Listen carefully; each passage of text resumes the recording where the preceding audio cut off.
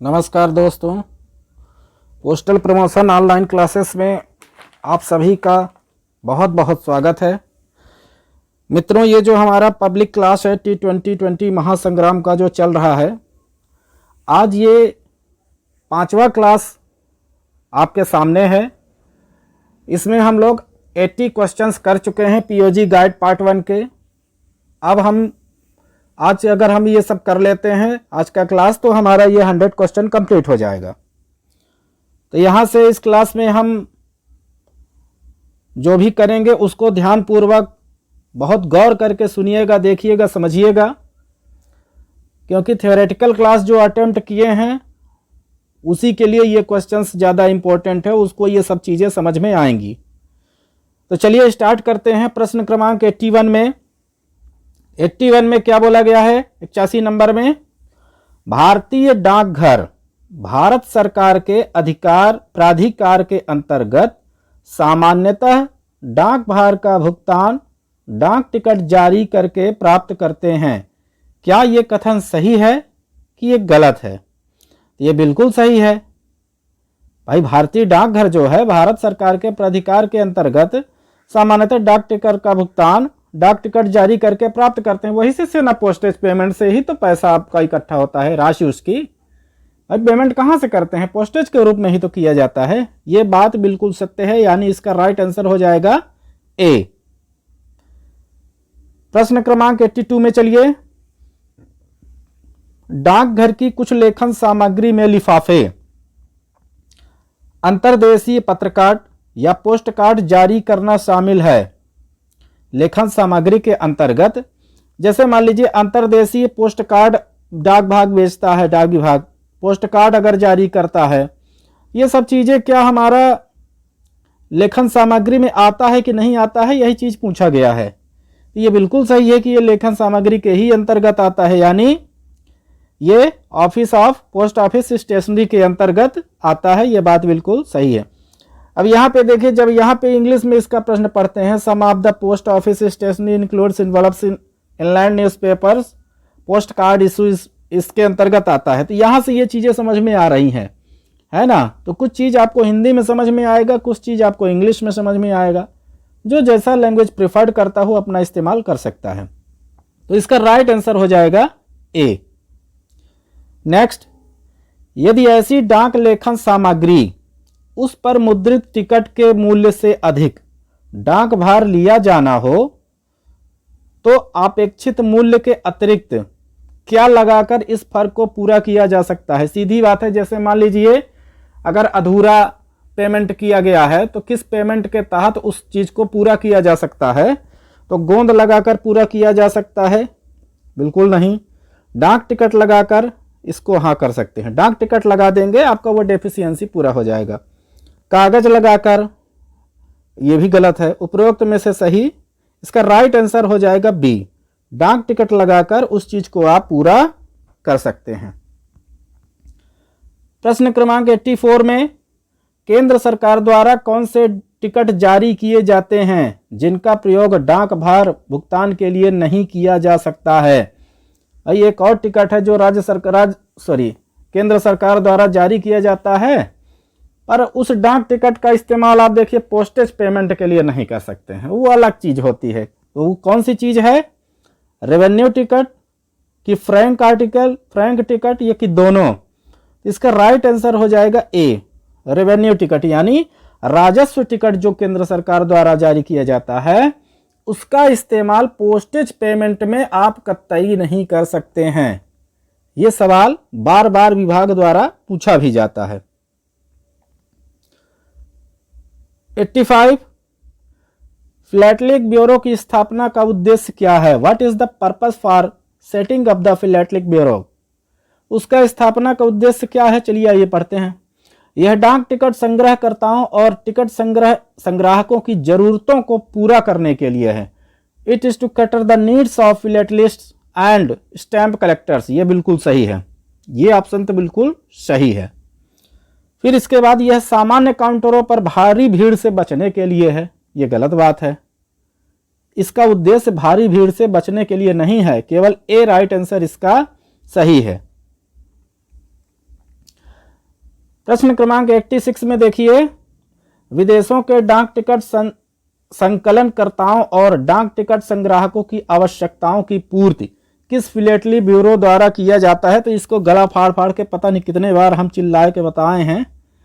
क्या बताए हैं कि फिलेटली ब्यूरो मुंबई का जो जीपीयू है वहाँ पे विदेशों के लिए डाक टिकट संग्रहकर्ताओं का काम किया जाता है, या वो वहाँ पे अपना आवेदन दे के लाइसेंस ले सकते हैं। तो इसका राइट आंसर हो जाएगा ए। प्रश्न क्रमांक 87, डाकघर और आरएमएस कार्यालय के कारोबार के घंटे दिखाता है। केवल प्राप्त किए जाने बैगों का विवरण, या फिर केवल भेजे जाने वाले बैगों का विवरण, या फिर डाकघरों और आरएमएस कार्यालयों के खुलने का समय।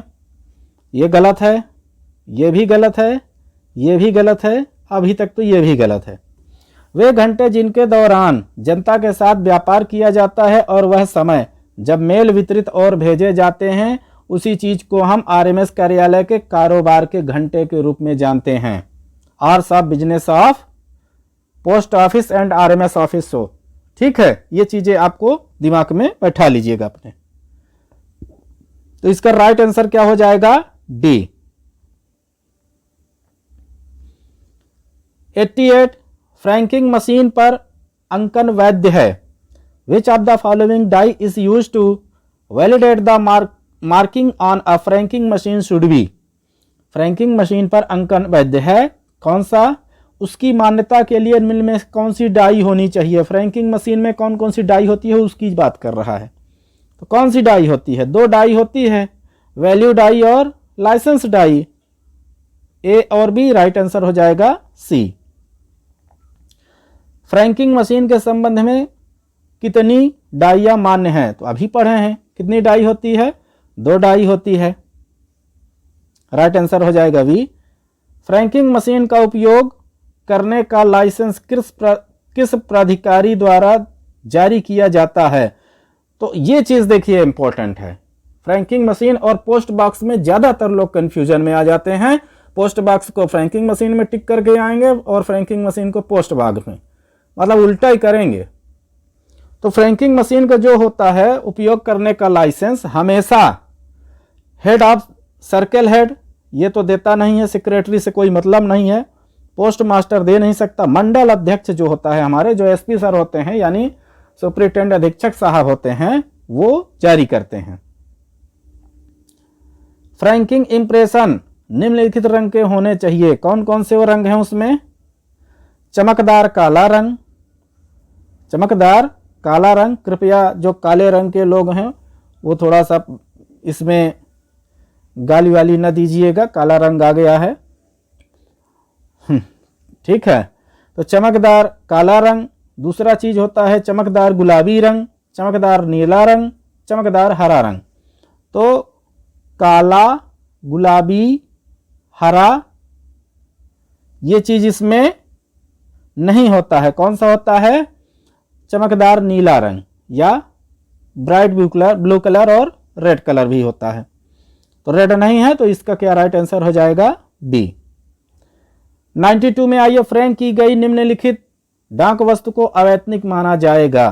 किसको माना जाएगा? The following postal articles franked will be treated as unpaid. किसको अनपेड माना जाएगा? जिन पर पूर्ववर्ती दिनांक डला हो, माने भेजने के पहले का दिनांक डला हो, जिन पर बाद का दिनांक डला हो, भेजने के बहुत आगे का दिनांक डला हो, पत्र पेटी में डाली गई हो, ये तीनों चीज अवैतनिक हैं। यानी इसका राइट आंसर हो जाएगा क्या? डी। फिर लेटर बॉक्स में पोस्ट की गई मशीन फ्रैंक्ड वस्तुएं मानी जाएंगी। कौन सी मशीन फ्रैंक्ड वस्तुएं मानी जाएंगी उसको आइए चर्चा करते हैं। पूरी तरह से प्रीपेड लेख, पूरी तरह से प्रीपेड लेख। फिर से समझ लीजिए, machine franked articles posted in letter boxes shall be treated as. जैसे फ्रैंक्ड आर्टिकल्स अगर मान लीजिए लेटर बॉक्स में मिलता है तो उसको क्या माना जाएगा? पूरी तरह से क्या उसको हम प्रीपेड मानेंगे? नहीं। कम भुगतान वाला मानेंगे? नहीं। अनपेड अंडरपेड नहीं मान सकते उसको। अवैतनिक मानेंगे, अनपेड ये सही है। इसको हम अनपेड मानेंगे, यानी इसका राइट आंसर क्या हो जाएगा? बी। अब आइए आते हैं प्रश्न क्रमांक 94 में। ताला और डुप्लीकेट चाबियों के साथ पोस्ट बैग की आपूर्ति निम्नलिखित द्वारा की जाती है। भाई the post bag along with a lock and duplicate keys is supplied by, किसके द्वारा दिया जाता है इसका? डाकघर कभी नहीं देता, ध्यान दीजिएगा। अधीक्षक साहब काहे को देंगे? किराएदार इसका पेमेंट करता है। कौन पेमेंट करता है इसका? किराएदार। तो राइट आंसर हो जाएगा बी। यदि लाइसेंसधारी मशीन द्वारा फ्रैंक वस्तुओं को 2 डाकघरों में डालना चाहता है तो उन्हें एक डाकघर, पहला डाकघर हो गया जो हो गया, दूसरा डाकघर कौन सा हो सकता है उसके बारे में हमें बताना है। तो क्या मोबाइल पोस्ट ऑफिस में दूसरे डाकघर में डाल सकते हैं फ्रैंक्ड आर्टिकल को? नहीं डाल सकते हैं। फ्रैंक्ड आर्टिकल को फ्रैंक पोस्ट ऑफिस में डाल सकते हैं? कोई ऐसा पोस्ट ऑफिस बना ही नहीं है फ्रैंक्ड पोस्ट ऑफिस। रात्रिकालीन डाकघर में हाँ इसको डाल सकते हैं। तो इसका राइट आंसर हो जाएगा बी। उपरोक्त में से कोई नहीं तो होगा ही नहीं, क्योंकि ये दोनों ऑप्शन आपके गलत है, केवल बी ऑप्शन आपका सही है। इसका राइट आंसर हो जाएगा बी।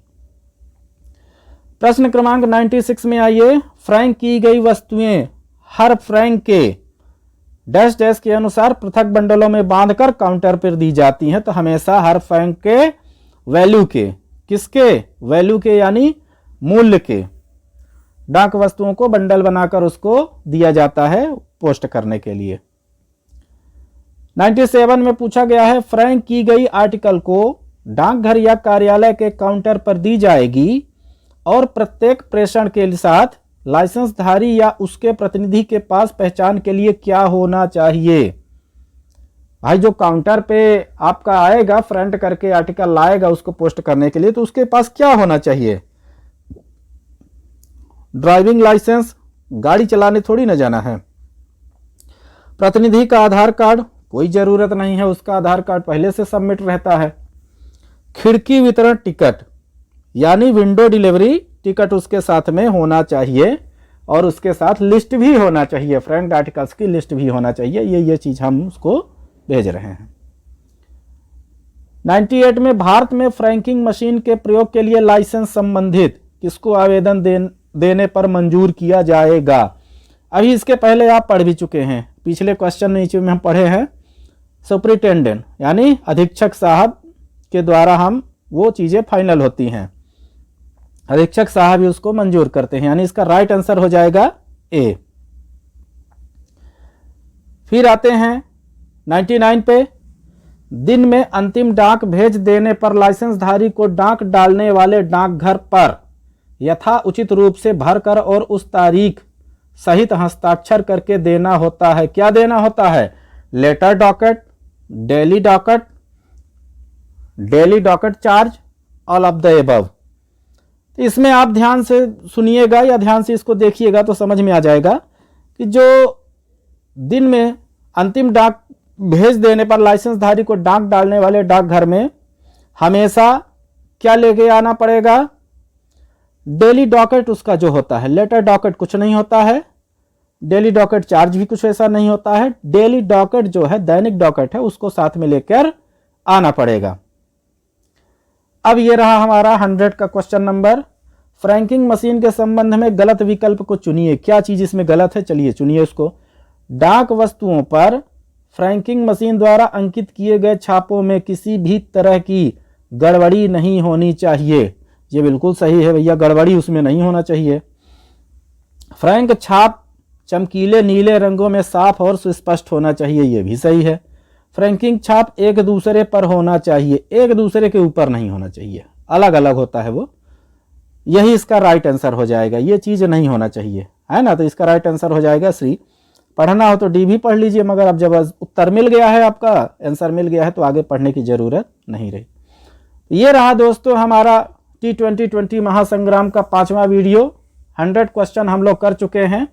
इसी तरह के आगे क्वेश्चंस हम आपको बताते जाएंगे। पीओजी गाइड पार्ट 1 के जितने भी क्वेश्चन बनते हैं, जैसे भी बनते हैं, पूरे क्वेश्चन A to Z आपको करवाया जाएगा, आपका अच्छे से अभ्यास करवाया जाएगा। फिर से वही बात बता रहा हूं, धनुष है पर चलाना आना चाहिए। और तीर हमेशा निशाने पे लगना चाहिए। इसी के साथ बहुत बहुत धन्यवाद। नमस्कार।